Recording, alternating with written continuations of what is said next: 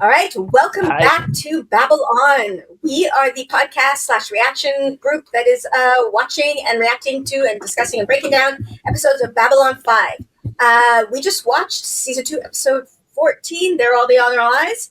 I'm Jenny. I'm a huge fan of this show. I'm Jenn. I'm a screenwriter and a showrunner, and I'm a huge fan of Peter David and the show. Spoiler. Peter David wrote this one? Yep. My good friend Peter David. We go so far back, and I've never said a bad word about him. Yes. When did we say a bad word about him? I'm Gus. It's the whole thing. I'm Gus. I am. Did we say a bad word about him? I'll tell you in a second. You didn't say any words about him. You were shocked by it. I'm Gus. I'm an actor. It's my first time watching Babble On 5. I'm Allie, and I am an actor and a screenwriter, and this is my first time watching Babble On 5. Plot twist. There's two of us. The Babble On podcast was our last best hope for a deep dive. A self-contained discussion, 4 hosts strong, located in the neutral territory of the Zocalo. A place of commentary and analysis for 2 veterans and 2 newcomers. A shining beacon of fandom, all alone in the streaming void. It was the dawn of the streaming age, the year the great theories came upon us all. This is the story of Babble On. The year is 2026. The place, wherever you get your podcasts.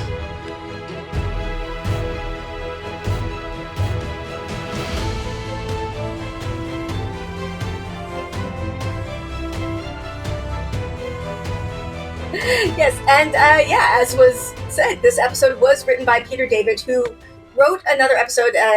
Gus remembers, but I'll just remind you, it was the episode where I mentioned that Peter David got a whole section in the Lurker's Guide, got the Peter David Speaks, and you were all like, who the fuck is this guy? Oh my God, when we stuck our whole ass foot in our mouth. And then it turned out he was dead, and it got worse. Yeah. And also... And he was like, he's written a lot of comic books, some of which 5 Jenn Babble On 5 owns. novels. My literal favorite run of Spider-Man ever. Yeah. And we were like, who the fuck is this guy? Yeah. And the answer is everybody. He's everybody. And hilariously, to be an American where we stand, oh, I'm free. The problem is his name was just so generic that I didn't put the Peter David together with the Peter David. I just didn't put it together because I do know him as a comic book writer, but I didn't put 2 and 12 together. 2 and 3 to get to 5 is in Babble On 5. I can't stop. There you go. My problem is that I am just one of those people that inevitably, when I say something, it's then it's the whole to do. It's a whole to do. That's okay. You know what? It's hilarious. So. Well, this one, as I said, written by Peter David, directed by. Make it stop. I'm sorry. Vihar or Michael Viger. I can't remember. I was corrected. I said it one way, Vihar, and then right? people in the comments told I'm me it pretty was sure the it's other Vihar, way. but let's please call him Viger because in honor of the Star Trek: The Motion Picture. Yeah. The other episode that he has directed is The Geometry of Shadows, which is the Technomages? Thank you, Technomages. Oh. Episode, And more importantly, Drazi. I remember that one. Yes. Vividly. The green, purple. Green. Yes, the purple and green. Another episode where Ivanova I liked that episode. did some bullshit. I liked that episode. Ivanova, we've got something really problematic we'd like you to be a part of. Thank you. Ivanova, deal with this. Ivanova, we have a side quest that only a lady can do. Ivanova, we want you to do more funny stuff. Mm-hmm. She is the queen of the side quest. Mm-hmm. What? Wait a minute. Speaking of Ivanova, we never heard who said that line. No. Oh, you know what? two We had that probably one never lined will. up. Oh, I'm sure we never will. I'll let you know who said it. I'm sure that this isn't going to be something that What matters was the later. quote? What was it? We can't say something nice. No, I'm sorry. Go ahead, please. No, it was something like "Don't fear." This show May isn't I Google political it? at all. Can I Google it? Probably Is that not. a thing I can Google? I can't. I don't know how you Google it. How would you Google it? The quote. The line was, "If you don't, it was." Nope, don't have it. I don't have it. I don't have it. I literally don't know how to Google that quote. Sure you don't. I need the quote. Fear questions? Don't fear. I remember it. I would not look it up, Allie, because I'm guessing. Well, I couldn't if I wanted to. Yeah. Gus, I don't Yeah. have a memory, and I never have. It was something like Babylon 5. I'm the reason why they have writer's assistants. it was something like when you run out of questions, you should have a question about why you don't have. I don't remember what it was. Oh wait, no, you it was shouldn't about- it was fear all running about out of questions. answers. You should fear running out of questions. Something like that. Yes. There you go. Yeah. Why not? Something like that. It was something like that. It's going to be the Something key to the like whole that. thing. No, that's why That's I'm looking Kosh's it up. middle name. You shouldn't. I'm wondering if it's Jeff. It's could be Jeff, but he didn't say Fear. that in season 1. I seem to recall it though. Running out of questions. She made a dig at Star Trek. That was funny. Fear. Okay, can I Yes. bring that one up? Yeah, go ahead. You do it. You All right, read that so one. that one Okay. is in JMS Speaks. It says, so after I'd read Oh, Peter, it's Marcus Aurelius. it is Marcus Aurelius. I was like, wait, it is a famous quote. Yeah. Sorry, I didn't mean to interrupt you. No, it's fine. In fact, then that goes back to her saying, like, you didn't tell me that, because it's whatever. Anyway, okay. So this is what JMS says. So after I'd read Peter's script and decided to go with it, he asked about Ivanova's line, "This isn't some kind of deep space franchise. This place is about something." Are you really? Yeah. Are you really going to use something? Are you really going to use that? He asked. Absolutely, I said. It's fall down funny.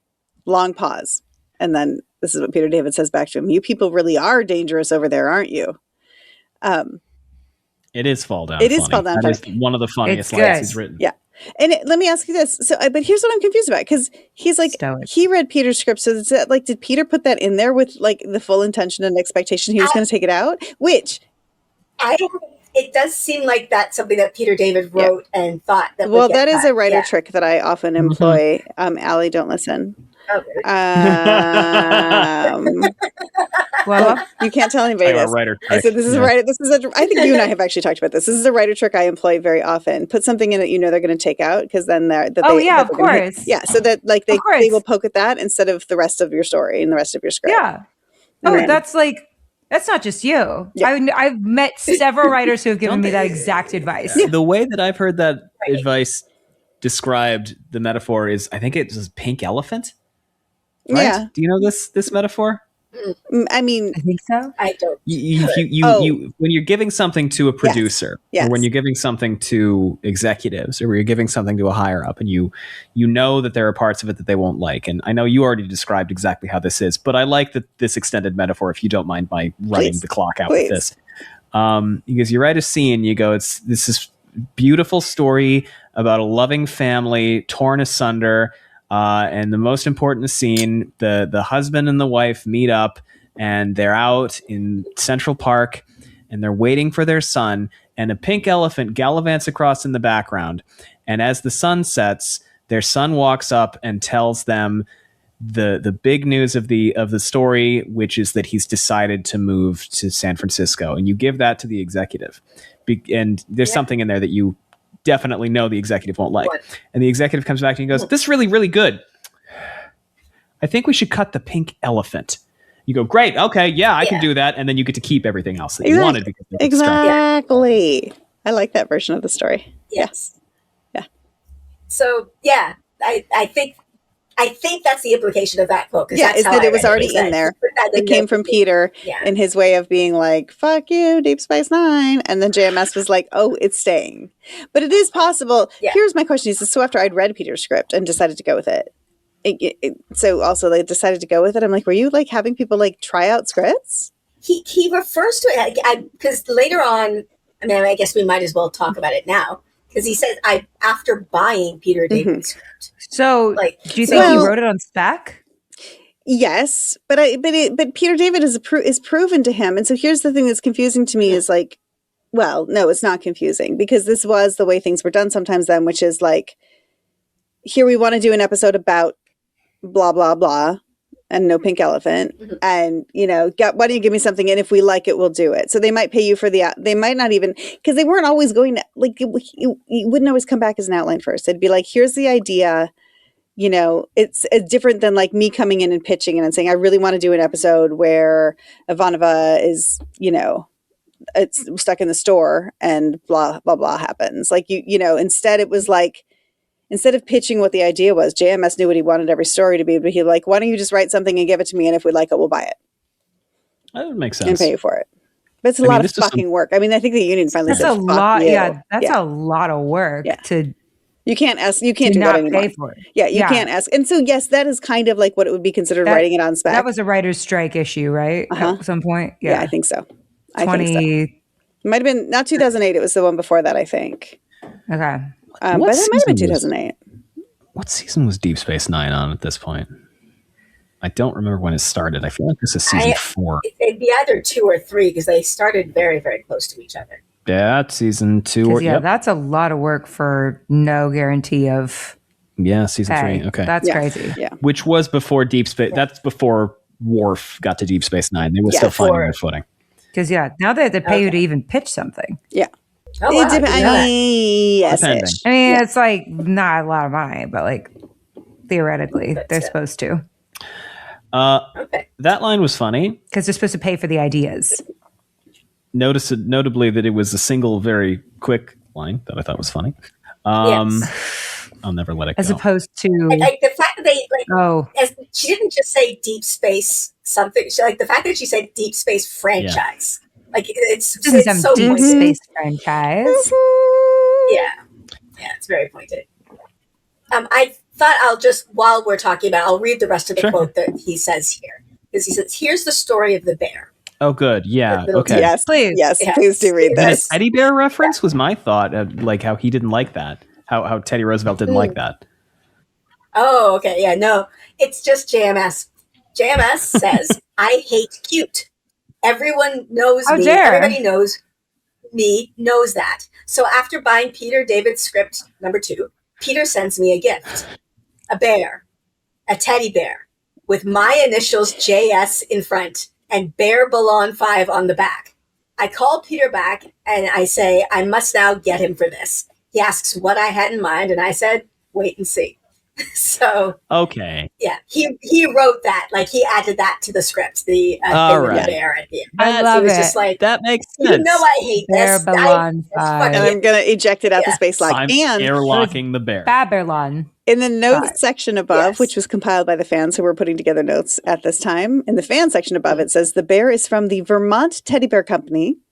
It's a 20-inch with JS embroidered on the front and Babble On 5 on the back. Peter David says, specifically on page 13 of their 1994 winter collection catalog, they have the custom embroidered bears, ordered with a baseball shirt and hat, not jacket. He's 20 inches high and his fur color is pockets, which is a thick milk chocolate. I should point out that ordering the bear for Joe was my wife's idea. She's a big bear fan. At present, she's hard at work on a Minbari. Oh, God. Careful, Gus, don't have a stroke. Careful. Careful. I love that. That's really good. That's really funny. That's really good. I would be so happy as a showrunner if someone gave me a bear. I would like it, but it's JMS is not a fan of cute. No, Yes. not. Oh, wait, and there's something And else for yet Gus he right here. cast Bill Mooney. He did, Sorry? and he's cute. No, you're right. That's crazy. You're right. That's crazy that he's not a fan of cute. There's something else for Gus here. I'm going to drop. Good. I'm going to throw down a gauntlet. Are you ready? Please. The Minbari text, Delen showed Lanier, Oh, yeah. can be deciphered using the Minbari course it can. alphabet as rendered on the B5 trading cards. I might have some here. Oh my God, I might actually have some. I have to dig through my trading cards and find out I might have some. Replacing Minbari characters with their corresponding Latin ones yields the English text. Chester is very spoiled. I guess it's my fault. I loved him too much. Chester? Yeah, no idea what that's a reference to. It feels but like that's it what sounds from says. classic literature or something, or it's just someone's dog is Yeah, it named does. Chester. Okay. Well, that's funny. That's what I really would clever. say. That's like a Futurama thing. That's what I said at the behaviors about PD today. Aw. It's like because in Futurama they made up the whole alphabet, and you can find tips and tricks and stuff. You can get Easter eggs. you can get Arabesh. I think you can do, and it used to be on an Apple iPhone. You could get an Arabesh, which is the Star Wars. Alphabet.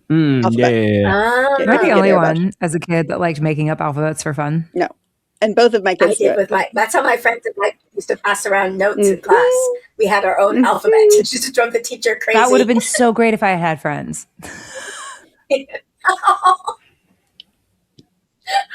Sorry, that was It was really funny and terrible all at the same time. oh my god. Anyway, I also used to like to make maps. like makeup maps. Uh-huh. Oh, I did that. Yeah, Yeah. I loved making up maps. Oh, that's Still cool. have it here. This is like That's a cool. pre-iPhone children. Like this is what we did. Right? Yeah. Right? Made up alphabets, made up maps. Yeah. That is. Did anybody translate it for the people? Do I have to go and find these bootleg ass cards from the '90s on Amazon and spend all I'm my sure money on it's out them, there or what? somewhere. I'm sure there's Yeah, It's but I probably can't- on the wiki. Somewhere, It's yeah. probably on the Well, wiki. I'm not going Yeah. on We're the not wiki. allowed on the wiki, No. I'm not Jen. touching If a I can computer find it- ever again.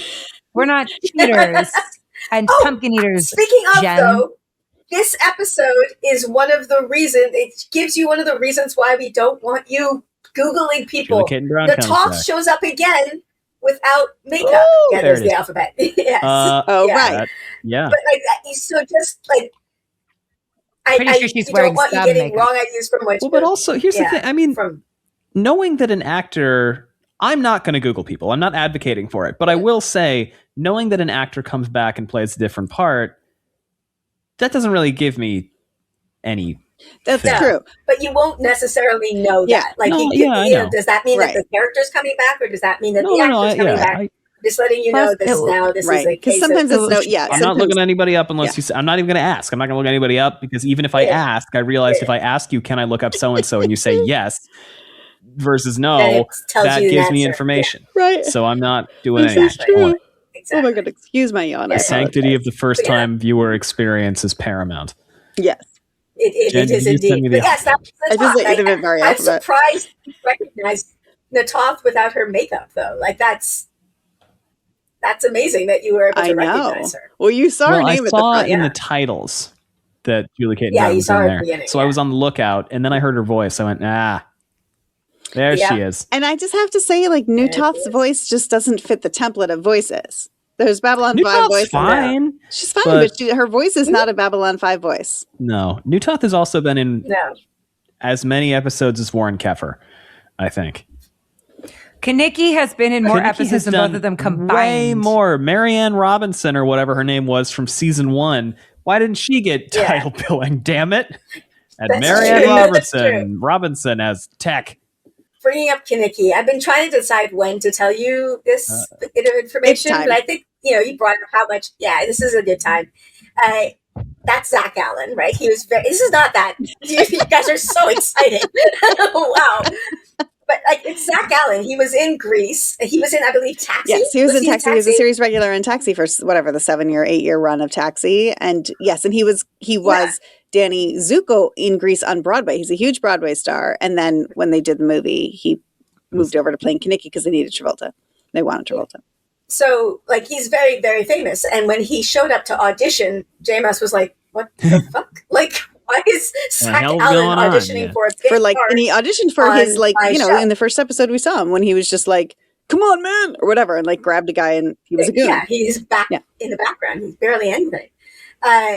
But it was known at the time that Zach Allen was struggling with addiction. I believe that's why he left Taxi at some point. And he was just a known thing. So he came into Babylon 5 basically from the ground up. And his role has been getting bigger and bigger because JMS, when he's like, okay, he can't get another job. That's the reason why he's auditioning for like on Babylon 5 on a network, nobody really know, like a bit part. So I'm going to give him this role.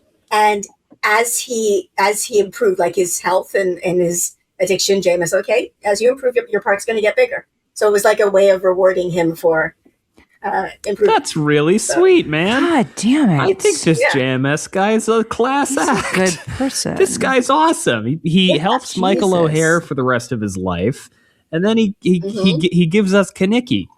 It's incredible. Wow. And then I guess he has Warren Keffer like as his whipping boy, where whenever he needs to take out his aggression, Warren he's Keffer. just like, Warren Keffer is you're cut from another episode, Warren. God damn it! Warren Keffer is the son of a man he hates. Like, Hey, you have the Kefisode is coming. Kefisode is on the way, man. The Kefisode. Kefisode any minute now. any second. Kefisode incoming. Because right now he was just in the button as like a bit of a joke. That was the 4th episode he has been in, and it's about as much screen time as he's had in almost any of them. Yeah. Yeah, you're about right. I think Other it's than cool. not Yeah. doing anything in the one where he was like, "But you guys are my new best friends, man." Yeah. And I was like, "You're not even going out to be a pilot. You're just Who are you? Yeah. Yeah. Mm. That's really sweet. It's really sweet. Yeah. That's really sweet. It's really sweet. Fortunately, because somebody will say it in the comments, so I'll say it now. Unfortunately, he did eventually Oh. relapse, and he did pass away. Oh. So, but after the show, as a Well, result that's very of sad. complications from his It does. his It addiction does is happen. Yeah. a That's very disease. sad. It's a disease. It does happen, and it should be treated like a disease. Yeah. Well, I'm glad. I am grateful that we have him for the episodes that we do. Yeah. That is a bummer. Me too. Yeah. So, okay, back to this Yes. episode. Yes. I just Like talked about bummer is such, Natasha such a and- bad word to pick, but anyway, continuing. Yes. Let's talk about the plot of this episode. I mean, it was another kind of a mystery episode. Yeah, a little bit. Uh, I mean, it's funny because we're kind of in the mid-season right now, and yeah. it's the second half of the mid-season. So now we're after sweeps, right? We're in the summer. We're kind of in the doldrums, Yeah, I think theoretically. does it say Yeah, but this is between mid-season and May sweeps. Yeah. Although Not sweeps. I'm this is a sorry. mid-season replacement, so I don't No, wait, think it here's the would be original that. air date. Oh, it's an in between sweeps. It's March 1st. Yeah. Okay. Yeah, original air Okay. date. We're kind of in a point where some of the episodes are going to be like, yeah, some people might miss this, Mhm. right? Yeah, past Right, February sweeps, right. before Okay. May sweeps. Right. And that's fine. I mean, the past couple of episodes have kind of been past 3-ish. Well, no, 2 weeks ago was pretty bang on, but the past, it's a little bit less plot forward. How I dare guess. you? That's Right. not criticism. We have not. Babble On did not a not die for criticism. this. It's good. I mean, it's Babylon 5 forever. It- Never forget. I think it's actually Babble On. My Babylon. bad. I Babylon. think it was Babylon. Babble On did not die for this. no, but it was. I liked this episode. That was good. But again, this episode and last week's episode are kind of blending together for me a little bit. How dare Because- you? Right, All of them because- blend together for me. Well, sure. Because it's another. I as don't you have say, a memory. another mystery, and it's another kind of instance of we're gonna stop down and kind of split up and figure some stuff out. Mhm. Mhm. You know, it's good. I liked it. At least Lanier got to do it, though. Lanier got a plot. Yeah, Lanier got Lanier got Lanier some, a whole thing. Thank you. If they call Some my girl a fighty freak one more time, I'm dances going to there. lose it. Yeah, and I mean, I say there's not a lot of Yeah. plot. There is a lot of plot. There's a lot of stuff advancing and reinforcing, and we're treading over again important ground that is reiterating for the viewer. This is a problem.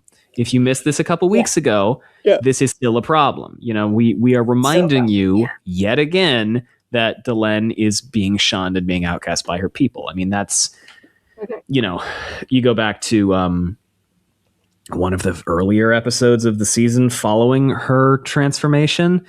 You asked us in such and such episode, I don't remember which one, what we would remember. And I said probably Delen going on the date, or probably Delen having one scene with Sheridan where she was like, yeah, you feel like an outcast sometimes. I get it. Because looking back on the season so far, that's one of the biggest forward moving plot threads of the entire thing outside of the war. Delen and the Minbari human schism slowly growing along when it can't be growing because the Great Council knows that I guess humans and Minbari need to work together because Andrew Garfield is going to show up otherwise. You know what I mean? Andrew Garfield. It's very bad timing, and it's very unfortunate that the Len seems to be at the epicenter of that was a result of her very, very self-sacrificing effort to combine human and Minbari. Well, stuff. isn't that just the way? Yes. I'm sorry. Yes. No But- good deed goes unpunished. Well, there's that. There's the Garibaldi. I guess no plot. The Garibaldi stuff. I'm calling them the Dream Team because I don't have a better name for them right now. But Steve, Ivanova, Garibaldi, and Bruce working together against Trash Jim is I should really use actual names instead of saying all this random bullshit. I see no disagree. reason for this. I disagree too. I was at the disagree gym too. today thinking about the podcast, and I was like, somebody's going to go, oh, Babylon, I should check that out. This is my first episode. And they're going to click in, and you're going to hear me go, Dr. Steve sent Bruce to do such and such thing with Trash Jim. And he's going to be like, what is this asshole talking about? They're gonna figure it out. And you're going to figure it out. You'll figure it You're out. going to figure it out. You'll You who figure it just out. clicked into this for the first You'll- episode ever, don't worry. Join us. You're going to have a great time. I believe in you. But that's, Look at us believing in you. there's a lot of stuff Power through. that maybe the past couple of episodes didn't introduce a ton of new stuff, but it did carry forward a lot of important plot and character plot and like social plot relevant stuff, which doesn't make them any less important. It just they kind of serve in a position of, for the people in the back, this is what you should be paying attention to. This is what you should be remembering. This is something we're going to say 3 times. Once for the people in the front, once for the people in the back, once for the people on their phones. I was gonna say, and the third time for Allie. Yes. Not because I'm dumb, but No. because I wasn't listening.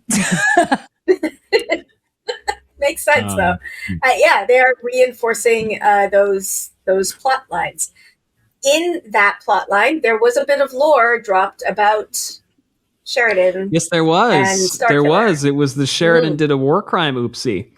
Sheridan did a. I thought Sheridan we did a- knew that though. We knew that he dropped mines. We didn't know he did a false distress signal.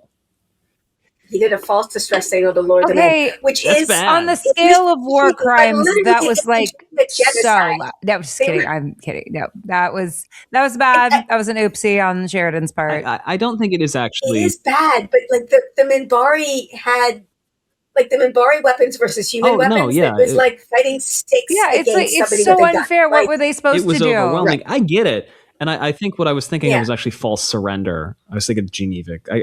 Talking about the Wheel of Time as we do, we had to look up parts of the Geneva Convention not infrequently. Because I kept saying like, this definitely violates the Geneva Convention, and Gus was like, "We should We should probably probably make sure we know. know if that's true." Yeah. One I of was the- making a lot of assumptions about the Geneva Convention. I just decided I knew exactly what was on there. There's- Because if I do it think seemed it's relatively uncool, I was like, well, that's gotta violate the Geneva Convention.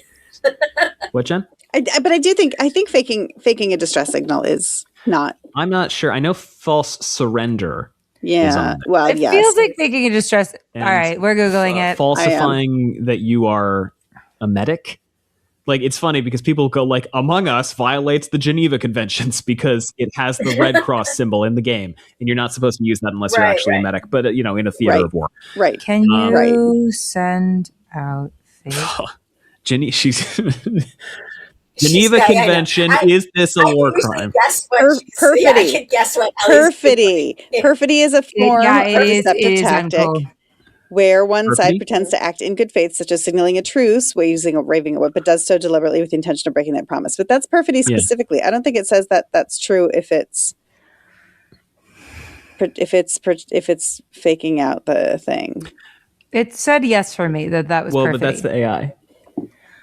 All right. I mean, I'm on Wikipedia. I'm just trying to It's hold true. it. I mean, and I'm on no, but then I Wikipedia, kept scrolling. I kept scrolling. Yes. I don't know. I wasn't. and I'm on Wikipedia, but You're Wikipedia right was like literally 15 years ago. Didn't we say? I mean, it's Wikipedia, and like with the way We we did. say about Yeah, AI that's true. now, because anybody could go in there and do it. But But I have a friend. Well, yes, but I have a friend. Wait, I have a friend who did a like research paper where they were like purposefully putting fake information into Wikipedia and seeing how fast it got flagged because they wanted to prove to my teacher that Wikipedia was a reliable source. And Yeah. like it was actually successful. They were like they successfully proved their point, and my teacher started allowing us to use Wikipedia that's great. as as a source, as a primary source. It's become a reliable because people monitor it. But at the beginning, I would say early days of Wikipedia were not because there were like 6 people monitoring it, Yeah. and it was. But Yeah. now, Now it's Yeah. now everyone's out there. you know what I know. yeah, and there's, you know what I know the is resources and stuff. I don't want to say it's a war crime because I'm actually not sure if it's considered a war crime. But do you know what I know is in fact against the code of military what? in our country? Actually attacking said person who is giving out a distress Yeah. signal and is Distress in signal. distress As it should and be. shipwrecked. and Yes. shipwreck. Hasn't It's everybody just naval heard code. TO? It's naval Hasn't code. everybody heard Yeah. of the principles of TO? Time out. Thank you. International Law Studies, annotated supplement to the Commander's Handbook on the Law of Naval Operations. Oh my God, this is 10 pages long. Yep. There Yeah. are permitted deceptions. The law of armed conflict permits deceiving the enemy through stratagems and ruses of war intended to mislead him, to deter him. Okay. Hang on. The use of unlawful deceptions is I'm sorry, I know this doesn't really matter. Yeah. It's called It matters perfidy. a great deal. Acts of perfidy or deceptions lead him to believe entitled to or obliged to accord protected status under the law of conflict. Feigning surrender is an act of perfidy. Feigning distress is going to be different than that. But regardless, it's not the most honorable way. They've made it, whether it's a war crime or not, it was not an honorable way. And it doesn't matter. It's space and it's aliens, and I know this doesn't directly apply. I just, Yeah. But I also feel like it's a case of it's not honorable, and yet it's the same. I don't know. It's sticks versus guns. Yeah. They can't shoot the ships. They literally can't shoot the ships. It's. I don't know what else. It's literally the only victory humans had during the war. So I feel like.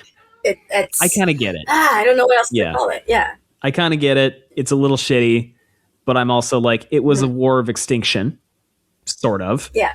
Which is a lot from the Minbari. Yeah. Dukat seems like a cool guy. I don't know if he was that cool. So it seems like a little much. I don't know. But I'm glad we're getting more Bruce lore. I'm glad we're getting more, because he's such a smiley, cheery, happy guy. He's just such a fun fellow. Dimples.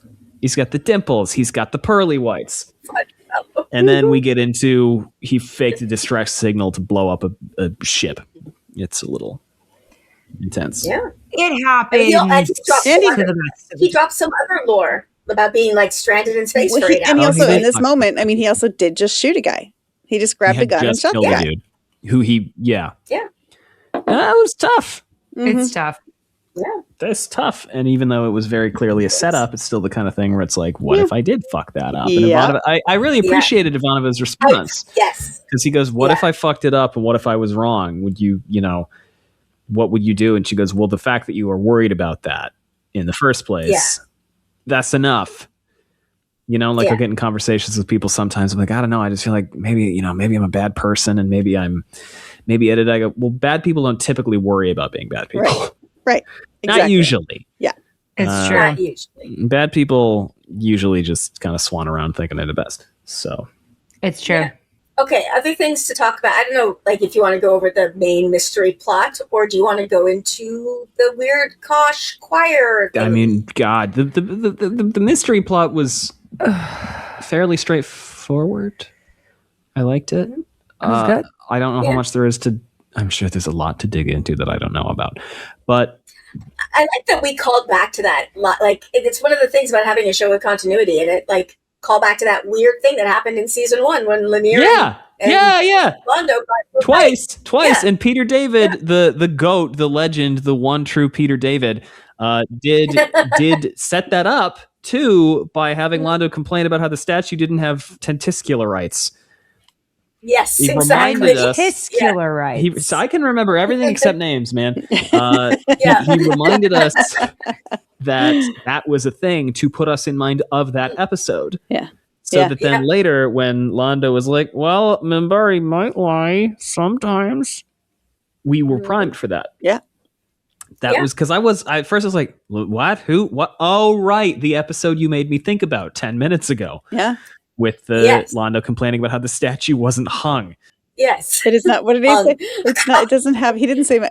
He doesn't have any attributes. That was the word. I will forever use the word attributes. You're upset? Yes. I like the way Ivanova responded. You feel like you've been cast in a bad light? That's fucking hilarious. Mm-hmm. That's hilarious. Fall down great. Funny. Okay, I also like just the meta of it all. He approached a group of women laughing at a table, which don't. If women are just having fun laughing at a table, you don't just show up and be like, hey, everybody. Hey, ladies. But it turns out they were literally laughing about him. they were laughing at the doll that his doll had no dick, which I just love No that he approached the table. No dicks. But he approached a table of women to like harass them, and it turns out they were like mocking him. And I just like the meta. It's really funny. And I was like, what is this weird, interesting table where it's like all the Centauri women at the table, it was Centauri women specifically at the table, and then these two human women standing next to them. So I'm like going back and hearing that conversation, which is the Centauri women, the human women being like, well, what's wrong with this? And the Centauri women are like, let us tell you. Let us tell you what you don't know. Yes. Who are these people who are checking and upset about the fact that the statues are not the figures for children are not anatomically correct? What is happening? Well, see, different cultures will have different things. So some cultures, I suppose, actually having genitals on your dolls. I feel like this was a conversation in the 90s a lot because Barbies didn't have, but in the 90s I think there was a lot of like, well, should they or shouldn't they? You know, like what are we using? I had an anatomically correct doll when I was a kid. Yeah? Yes. Yes. We bought it at this weird store. In the 90s. In the 90s. Yes. There was a baby doll and it had a penis. And I one time wanted to take it to the pool with me. And my mom was like, maybe not that one. Mm-hmm. Mm-hmm. Maybe not the doll with the dick. Yeah. Yeah, because they were selling dolls that were anatomically correct for educational purposes. Yes, and I don't think my mom knew at the time when she got it. The store owner was a little eccentric. I love so I don't know if she knew at the time of purchase that the doll had a dick, but it did, and that was a surprise to all of us. I mean, I've seen them. When I worked at a preschool, we had a couple that had genitals, but most of them didn't.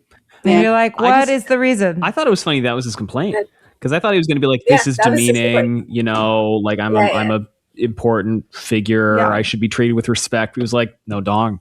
It's really the principle of the fact that it implies that he has no dick. Yeah. Yes. Not to mention 6 of them. Yeah.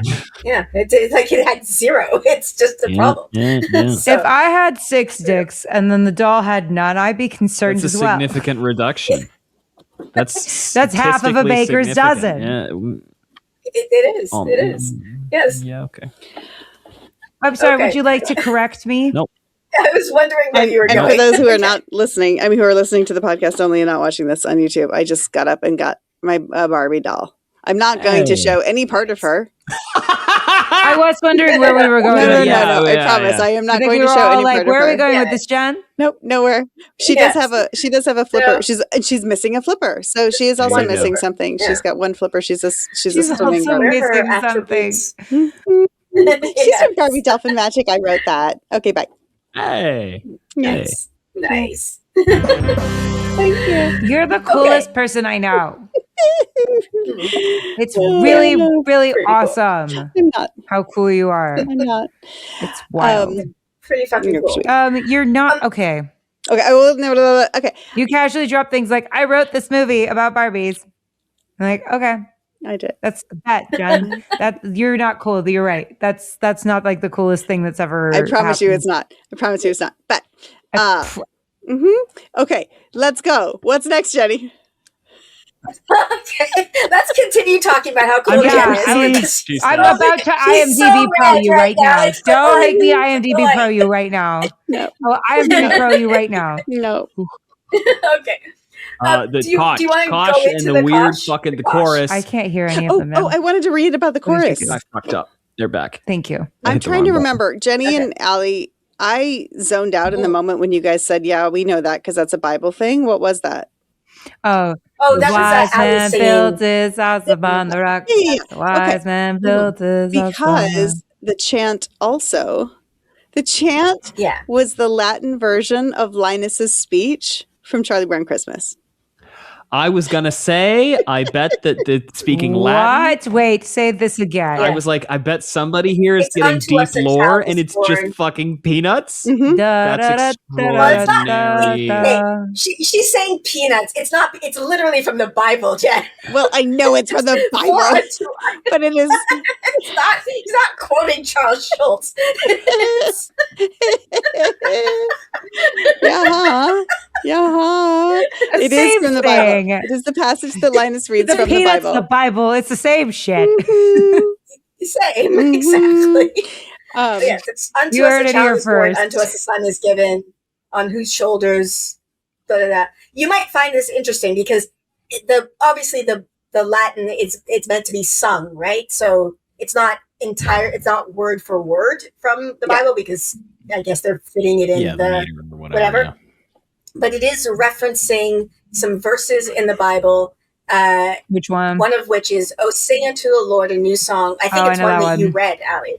Yeah, for he had done marvelous things. His right hand and his holy arm have Hello? given him the victory. You read that Did read that line line to last- us a few Hello? episodes ago. Hello? Y'all laughed at me. Y'all laughed Nobody at me. laughed at you, Allie. Y'all Nobody laughed at you. me. None of this happened. we didn't. I am being slandered, and the dog has come to check on us now. Aw. Yes.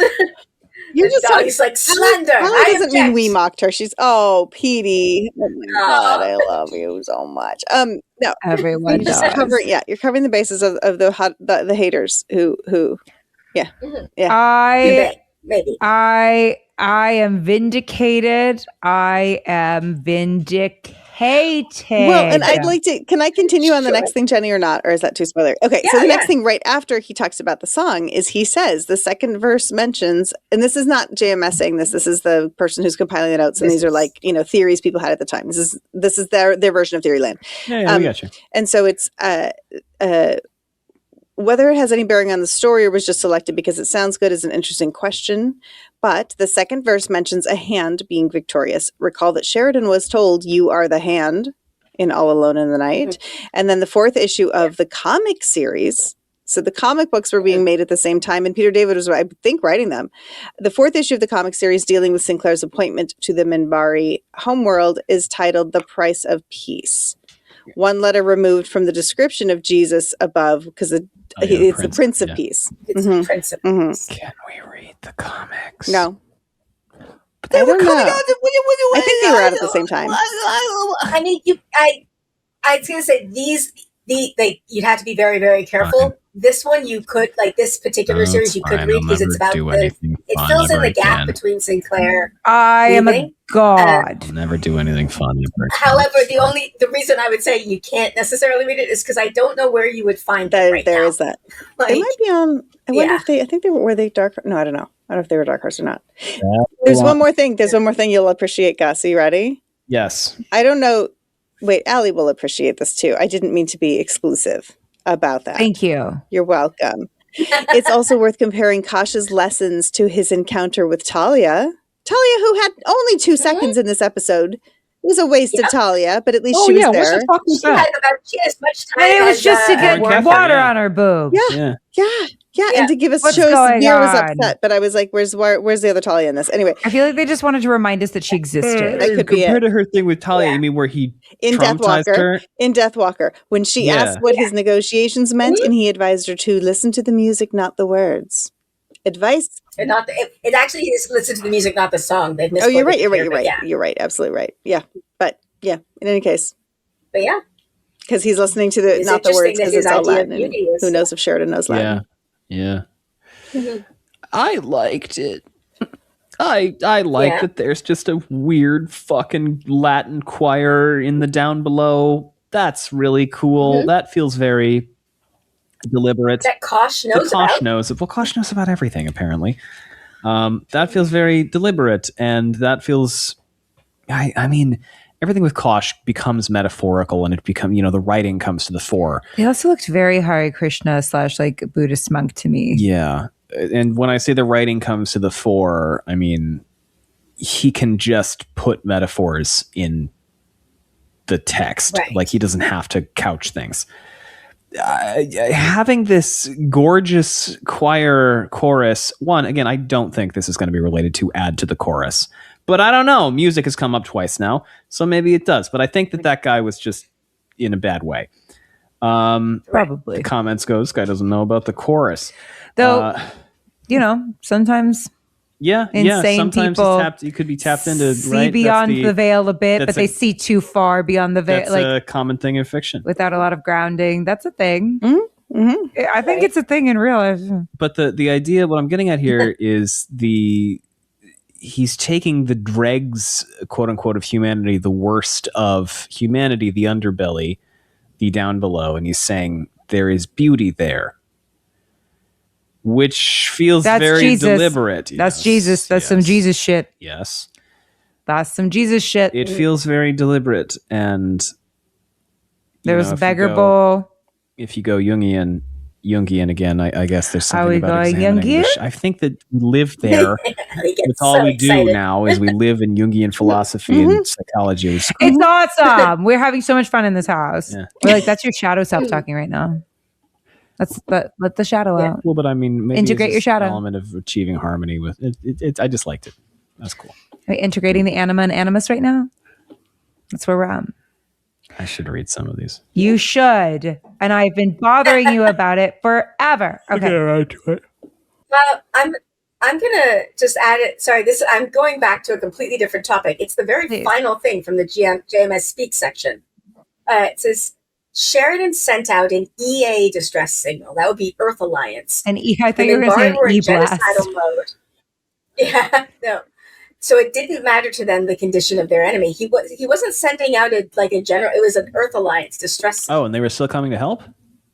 Well, it does say right before that, it says, yes, he did send a fake distress call, and he took out the Black Star when it came in.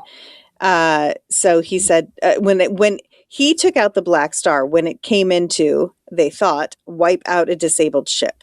He's never denied this to anybody. Oh, well, that's bullshit. Because they don't engage in they don't engage in that thing. And what's one of the things I was reading more Geneva Convention, a couple minutes ago. And one of the things it says is that part of the reason it is you're not supposed to send out a fake distress call, if someone's knocked out, it's more important in war. And this goes back to the ideal of Wheel of Time. If you're following any of us from Wheel of Time days, it's more important to injure your enemy than to kill them. And the reason for that is not about honor code and it's nicer. And the reason for it in battles like during World War I is because if you knock the ship out and there are injured people on it, but they're not all dead, then you're going to lose a couple more people or ships trying to rescue that ship. And so you're reducing the number of people you're fighting against. So it has a good thing. So if you send out so that tactic, that is why in war, you're not supposed to blow up a ship that's of people who are already in distress and already capsized or whatever, because it actually doesn't serve your favor, because someone's going to come and rescue them and you're taking people off the playing field. But they're acting all high and mighty when they were going to come and destroy the. I thought he was making a fake Minbari distress. No, it wasn't like a general distress call. It was a fake Earth Alliance distress call. Shit. So that's shit. Yeah. That's shit that they're mad at him for that. That's shit. That's shit that they're mad at him for that. That's bullshit. Yeah. And look, whether or not the entire Grey Council was on there, I know it's a whole ship, but also fuck them. They killed so many people. And fuck them. They were going to go kill more people. Yeah. They were going to go kill people they thought were in distress. Go fuck yourself. Dickhead move. And when we played Uno reverse and you're pissed at us. Bonehead move. I'll be microaggressive against the Minbari for 1 second. That was microaggressive as fuck us, but we're going to continue because fuck that. That moment, though, I felt so hard because I live in South Korea. Do you know how long trying to describe people when I'm used to being able to say hair color, eye color, hair texture, and height? It was just I don't know the words. I had there's different words that people use to describe people in Asia. They talk about the bridge of your nose and the shape of your mouth. There's different words that makes sense. Yeah. Interesting. That makes sense. I the first time I had to I'm going to meet my friend. You'll look for her. She's. I'm stuck. I don't know. All the words I use for this are not useful here. That's pretty funny. Yeah. So it's oh yeah, I can totally see. It's ball to the bone on his head. I don't know what else I wouldn't say. either. I thought the guy was linear at first. I can identify Minbari by their clothes. That's about it. That's not a very reliable way. I thought the first guy was Naroon. I can only I can only flag closet guy as being closet guy because he's got the eyes. He's got the blind eyes.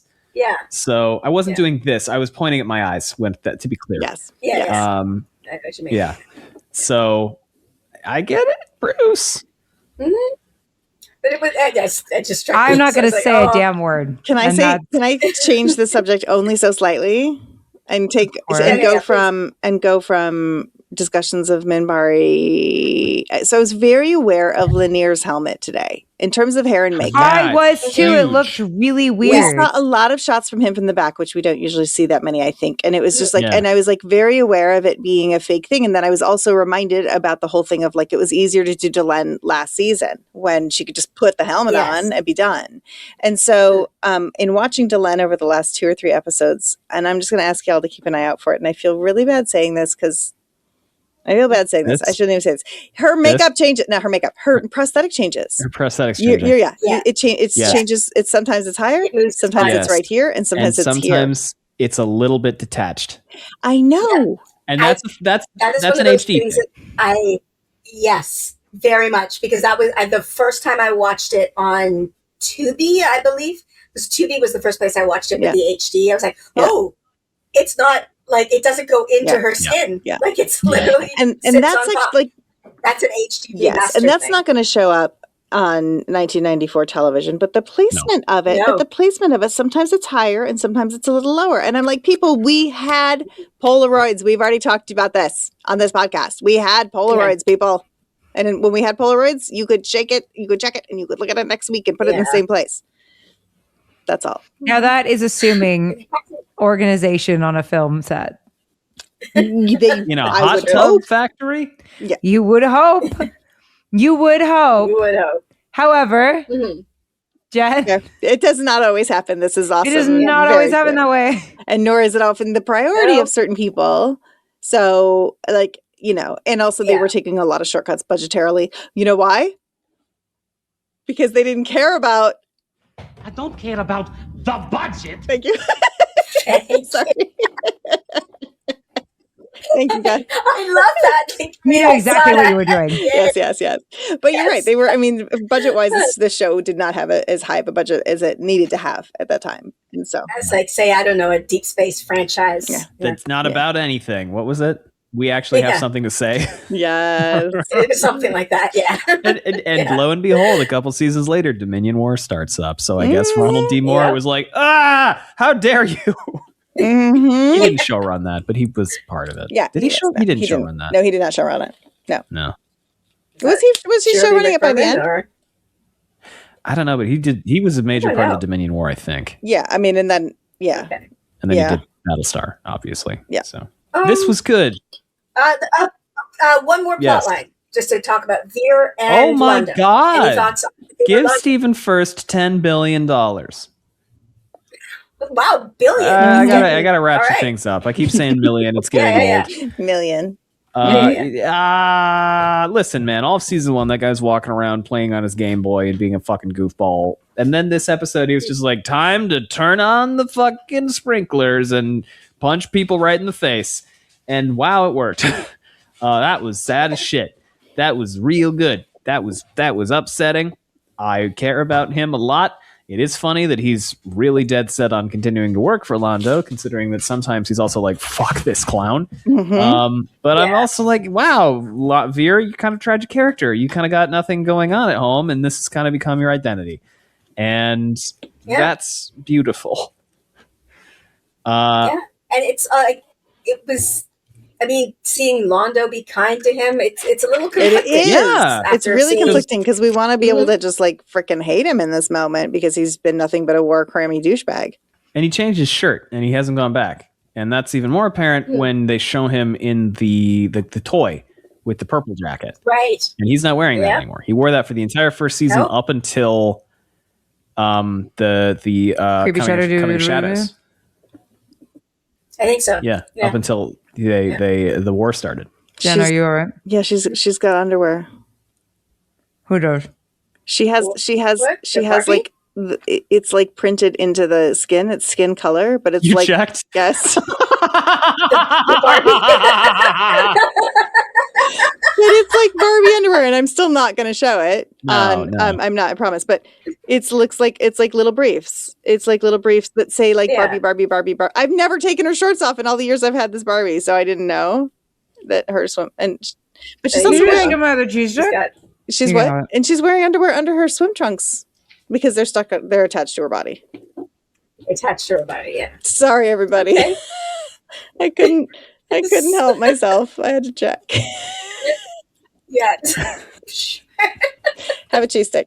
Why are you cracking your husband with cheese? Because gotta do it. I felt bad for giving a hard time for stealing my cheese stick. Well, I stole your blueberries last week. You keep stealing Yeah. my food. Excuse me, Get everybody. your own. Those are I think I've covered all the plot lines in this episode. Do you have anything else you wanna I got nothing. address? Oh, wait. Gus does Gus after has he's done something. eating Mouthful the of cheese. old cheese stick. Wait, Well, I suppose I'm. Yes, You has can't a see me. I can talk show through them the what cheese. Petey's doing on my lap right now. It's so cute. Look at this. Oh my God. Aw. Petey's something so cute. Sorry to all the podcast listeners. No. Yeah. Oh my God, he's seeing even cuter right now. Oh my God, he's so perfect. I just want to kiss yourself. I don't think I have anything else. I liked it a lot, and I know Jenny has class soon. So Oh, I mean I do, but yes. Yeah, that's another it for banger me. I from mean, Peter David, greatest writer of all time. I still have my book up here. We've always said that. favorite. Yes, always. Bring him in every week. I don't care about the budget.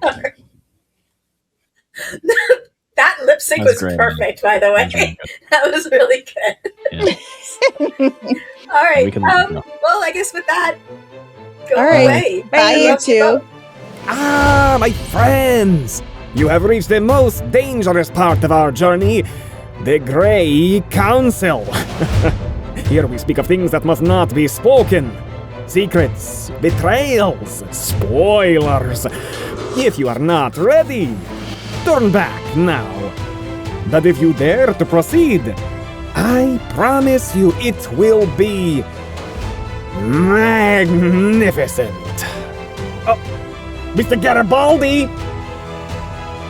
To be perfectly frank, there isn't that much I can think of to say. And it was a in this fairly one. short Lurker's Guide too. Like there isn't a ton in the Lurker's Guide, and it is. But you know what? Gus brings up a really good point, which is this straight in the middle of February and May sweeps, and so it's March episodes tend to be not throwaway. And like he said, he's putting stuff in there and he's dropping things in there, but it's just not intended to be the meaty ones. The meaty one, yeah. I like the biggest through line I think from this one is the Kosh stuff, and the Delen stuff. Delen being like hated, but that has already been seeded. And it's like I know you and I have had our disagreements about long seasons versus short seasons. One of the things I like about long seasons is being able to reinforce things in a way that feels natural. It's not like this is the episode about Delen feeling displaced, and this is the episode like where we dig into it. It's like we can seed it, so it's just like, oh yeah, this has just been like a thing that's been happening the entire time, and I like that. I kind of miss that about. You know, it's interesting because what I wanted to say something, but I didn't want to say it in front of Gus and Allie. I decided not to. But I wanted to say something earlier, which is because Gus was talking about like this being like dropping a little more Delen. Yeah. But honestly, we haven't had, aside from the one episode when she goes back to Minbar and she gets at Minbar Prime and she finds out that she's kicked off the Great Council. Aside from that, she hasn't had anything to do this season in a particular, like, this is an episode about Delen doing something. It's all been a little scene with Sheridan, a little moment here, like coming in and saying something here. This isn't some of the most we've seen her in some ways this season. And I think that again, it goes back to our debate and our conversation of like, is fewer better? Because if we were having fewer episodes, we'd need to be servicing her character more often, because ultimately this is really fucking important. Like, you know, in terms of like the whole of her storyline, it's a really important aspect of the storyline. And in some ways, interesting that we keep getting like Claudia Christian subplots every single week that don't really mean anything or have anything to do with the overarching story. And so, Yeah, she's definitely, as they call it out, the side plot, like the B plot queen. Exactly. Right? And it's interesting because we get to see her really doing some fun stuff. I could never get too much of Claudia Christian, so that's fine. But if we were in a shorter number of episodes per season, those storylines would be out the window. They would not exist. And frankly, Claudia Christian wouldn't be getting used well, and she wouldn't have anything exciting and interesting to do because she's not as integral to the main story in terms of like right now. Yeah, and even later when she is, it's still also like, it's not like the Delen Sheridan thing, Yeah. Exactly. You make a choice, right? And if you only have 10 episodes, she probably would not be the first choice for a lot of things. It's like I said, one of the things about longer seasons is because you have 22 or 24, sometimes 26 episodes. Oh, Babble On 5, it's always 22, but in a season, you can have some episodes that are a slice of life. Like, I was talking with, I can't remember who, maybe Bodhi, about this. I miss not every episode. In a 10 episode season, every episode has to be important. Oh yeah, you can't miss one because you can't miss one. But even like in the world, everything that you see happening has to feel like it's important. Whereas in a 22 episode season, there's like that thing that happened where we like had a store for a couple of days and now the store is gone. It makes the world feel more real to me. If it's not everything is earth shattering or galaxy shattering or whatever. It's just like, sometimes you're just living.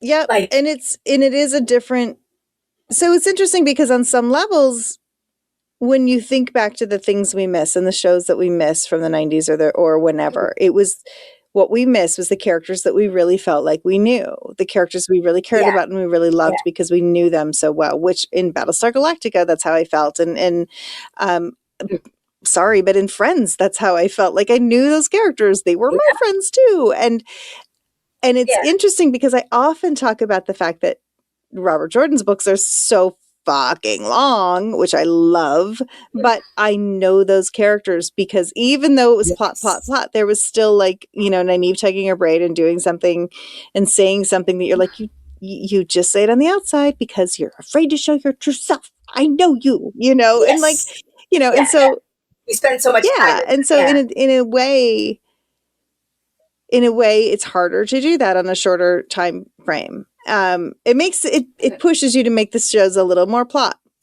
And it definitely does. And I think that slower shows really, some do it really well. I mean, I think Andor, I don't know. I take that back. I don't know. I got to think about it. I want to say Andor does that. And then I'm like, wait, we didn't even get to know what's her face until the second to last episode. And then I was like, wait, we didn't get to meet her the entire, she's in the whole show. There's a character who's in the whole show. And she's at the second to last episode of the season is like suddenly this like whole episode about her. And you're like, the fuck? If I'd known she'd been this rich all along, I would have been paying more attention to her.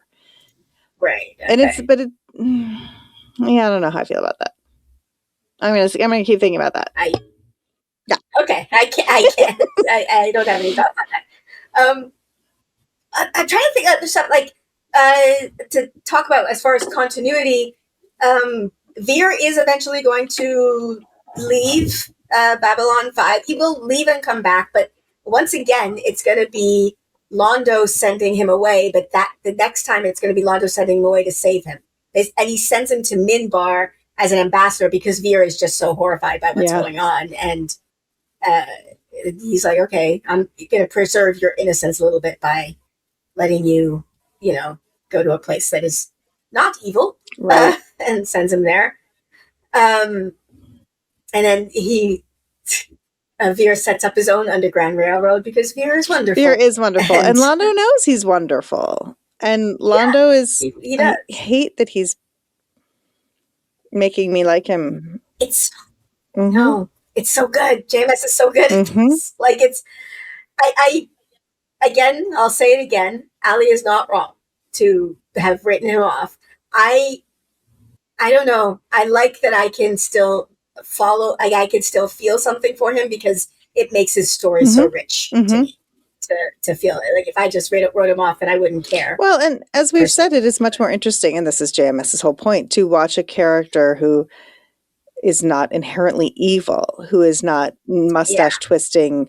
I want to blow up the world. I mean, his disdain for the Narn and his I hate them, and I hate so many things about them because once they came in and started standing up for themselves, it ruined my life. But you know, it isn't just as simple as like I'm doing this for my family. It's there are weird motives behind it, and so it gives us this really wonderfully rich, complex character who then also gets like makes one decision and kind of gets stuck having to stick with it. You know. Yes. Yeah, he fully gets stuck in the sunk cost fallacy of just like, I made this decision, I can't ever change until he eventually does, but it does it for way too long. Other things, I don't know that, like, continuity wise, I don't know that there's a lot of spoiler stuff here. We didn't talk about it that much. Sorry, I just looked up here that he's talking about the bear and the Kefir button. It's like, what the fuck was that? And it's, you know, and he does have he's generally, I said this a while ago, like, oh, his buttons are so fantastic because they're dropping some like really important information like that this one, I was like, so did Peter David not, did Peter David not write a button in and JMS just had to do this like because there was no button and he was like, I'm going to just put something stupid in there? Or did JMS actually like say, I'm going to fuck with Peter David by making this the button and taking out whatever button he might have had? I don't know. It's hilarious. I don't know. Oh, yeah. I should have mentioned this during the Zocalo. It would have been fine. But yeah, he said he wrote this. And then he said, whilst doing that, I also wrote and inserted the Kosh Perfect Beauty scenes. So those are the Kosh scenes and the bear scenes are JMS. Well, that makes sense. Yeah. That makes sense because actually the Kosh scenes felt like a sort of strange departure for me. I don't mean in a bad way, but I just mean like he was like, I want to be laying down some lore, and here's a good place I can do this in the background, you know, of a non-A plot, but actually allowing my character to, you know, process what he's going through with this. It's just so wild that Kefir just shows up out of nowhere. Hilarious. And Allie and Gus's reaction to that. I might have to make a thumbnail for this one all about Kefir because just that one. Just the Kefir thumbnail. You can call it the Kefisode because it's kind of. Oh my. Anyway, I think that might be it for anything I have to say about this episode. I really don't know what else to say. You know what I mean? Nah, I don't really. No. Okay. The next episode is one of my favorites in the entire series. Oh my God, I'm so excited. Yeah. It's one of those, it's a conceit of the episode that, again, I don't know that you could do on a shorter episode because you kind of need to know your characters so well in order to do this, where it's a now for a word. It's the episode where a news crew comes and pretty much everything is done from the perspective of the news crew. Yep. So, you know, it's just so cool. I don't know. It's one of my favorites of the and it's a tropey thing to do back then. That was not uncommon, but it is fun. It is nice. It gives us a different perspective. Yeah. That's why I like you get to see your characters through other people's eyes. And again, I don't know that on a shorter season, I don't know that you have time to do that sort of thing and be like, this is how the world sees them. We're not going to spend not really going to spend time with them. We're going to spend time watching them from other people's perspective. But and I'll probably bring this up next week, but I'll just like, let me pitch it. I'll soft pitch it right now. And then I'll actually bring it up next week when we're talking, because I think we should talk about that next week and say, can you do this together? We'll talk about this with Allie and Gus. If you haven't seen Wonder Man yet, I have not yet. It's in 8 episodes. Is it 8 or 6? It's all out. They dropped all of it. They dropped the whole thing in one go. And the third or fourth episode, I don't remember which right now, is a complete like this, but not, I mean, even to the point of our main characters are not in it. And it worked. And I mean, Okay. I looked over at David. Like normally when we leave our characters, I'm like, no, I love my characters. I want to go back to them. And I love the main characters. It's not like I wasn't liking the show. I was loving the show. And then I was like, why are we going over here? And then 20 minutes into it, I was like, holy shit, this whole episode is going to just be about this. Like it, because I was so invested in this news story. So I'll be curious. Because it's almost the same thing. I don't know. It's adjacent to that idea in season 1 of Strange New Worlds, which I still haven't got beyond season 1. So, but there's an episode where it's every character is playing another character, like they're playing fairy tale characters. Yes. And it does not work for me because I don't know the characters well enough yet. I'm just like, I don't know these characters, so this isn't funny. Like, whereas like the whole, I am not a merry man in TNG is hilarious when we get to that episode because it's funny to see Worf in that situation. Whereas I had the same thing in Strange New Worlds, and I wanted to love that episode, especially because it was like fantasy and D&D, and I wanted to love it. And I was like, why don't I love this? And you're right, we don't know them well enough to know that they're out of character by being stuck having to be these characters. Okay, you were like, to me, you were an actor in a costume in the last episode, and now you're an actor in a different costume. They do a different version of it in the latest episode of Strange New Worlds.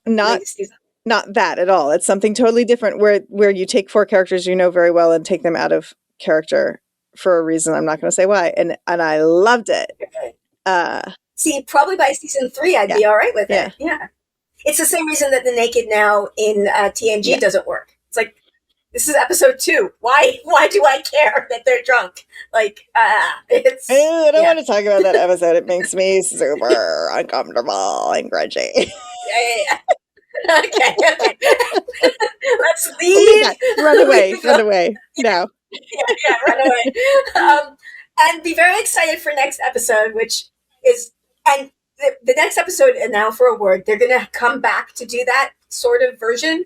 I think it's season 4, where I imagine that they're going to call the network kind of Fox-ish, like very sort of right wing.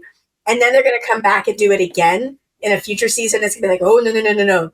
This is propaganda. And so it's a good conceit that they do twice in the show. In my opinion, I think they did it. Oh, great. With that, I guess we can end here. So thank you so much for joining us. And if you like this, you probably would like the reaction, which is up on YouTube. You can get the unedited version. Oh, I'm doing it so fast. I got excited as it was coming out. I'm like, oh, and now I've called it out, and it's not exciting that I'm doing it so well. I just kept going, but I was so proud of myself. I think this is way better. This is way better entertainment. No. You get the unedited version up on Patreon, and also early access, and now I fucked myself over by doing that. I can't think properly. Ad-free versions of the audio podcast. You can join the Discord in the Patreon channel, and it's secret though. And that's it. So do all of the things, and like and subscribe, and rate and review. And we'll see you next time. Babble on.